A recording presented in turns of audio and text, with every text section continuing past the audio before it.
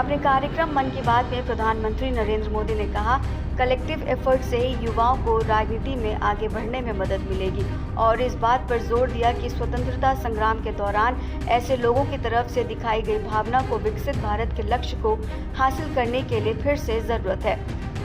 अपने इस कार्यक्रम में मोदी ने कहा कि वंशवादी राजनीति नई प्रतिभाओं को कुचल देती है।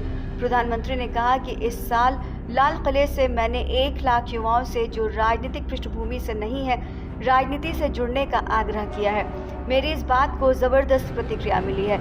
इस प्रकार हमें पता चला कि बड़ी संख्या में हमारे युवा उत्सुकता से पॉलिटिक्स में आने के लिए तैयार हैं। उन्हें बस सही मौके और सही गाइडेंस की तलाश है। उन्होंने ये भी कहा कि मुझे इस विषय पर देश भर के युवाओं से चिट्ठियां मिली हैं।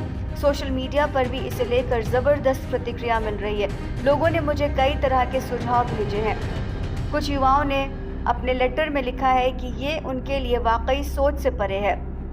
अपने दादा या माता पिता की ओर से राजनीतिक विरासत के अभाव की वजह से वो चाहते हुए भी राजनीति में नहीं आ सके। उन्होंने कहा कि कुछ युवाओं ने लिखा कि उनके पास ज़मीनी स्तर पर काम करने का अच्छा अनुभव है और इसलिए वो लोगों की समस्याओं को सुलझाने में मददगार हो सकते हैं।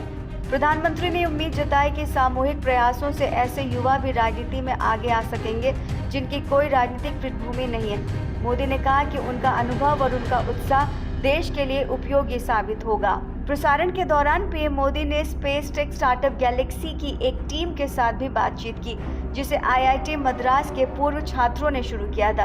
पीएम मोदी से बातचीत करने वाले युवा वैज्ञानिकों में से एक ने कहा कि हम सभी आईआईटी मद्रास में मिले थे। हम सभी अलग अलग सालों में वहां पढ़ रहे थे। उस वक्त हमें हाइपरलूप नाम के एक प्रोजेक्ट के बारे में पता चला। उस दौरान हमने आविष्कार हाइपरलूप नाम से एक टीम शुरू की और हम सब अमेरिका चले गए। उस वक्त हम एशिया से एकमात्र टीम थे जिसने वहां जाकर अपने देश का झंडा फहराया और हम वहां की टॉप 20 टीम्स में शामिल थे। दुनिया भर में 1500 टीमें थीं।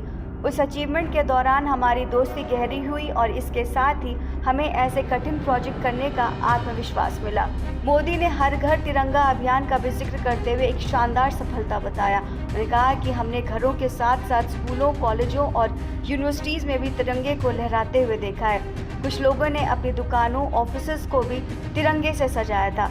लोगों ने अपने डेस्कटॉप, मोबाइल और वाहनों पर भी ऐसा किया। इस तरह से ये किसी भी अभियान को गौरव महसूस कराता है।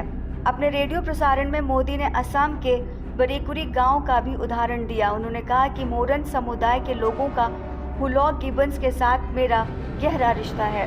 प्रधानमंत्री ने मध्य प्रदेश के झाबुआ में एक पार्क के पीछे के लोगों के प्रयासों की भी सराहना की, जहां कचरे से अद्भुत कलाकृतियां बनाई गई हैं।